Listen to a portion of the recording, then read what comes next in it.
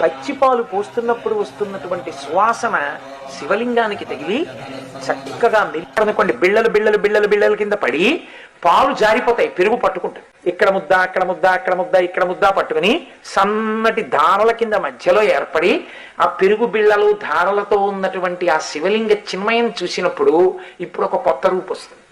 చేస్తున్నారు అనుకోండి, నెయ్యి గడ్డగా ఉన్నటువంటి నేతిని ముద్దలు ముద్దలుగా చెయ్యం కదా, అలాగని బాగా కరగబెట్టారనుకోండి వేడిగా ఉంటుంది.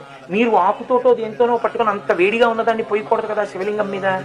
గోరువెచ్చగా ఎర్రటి తేనె పడుతున్నప్పుడు నల్లటి శివలింగాన్ని ఎర్రటి తేనె తాలూకా చారికలు కప్పేసాయనుకోండి, ఇటు వాసన వస్తుంది. తేనె చేసేటప్పుడు, పంచదార చేసేటప్పుడు మీరు తీసుకొచ్చి చల్లడం అలా కాదు.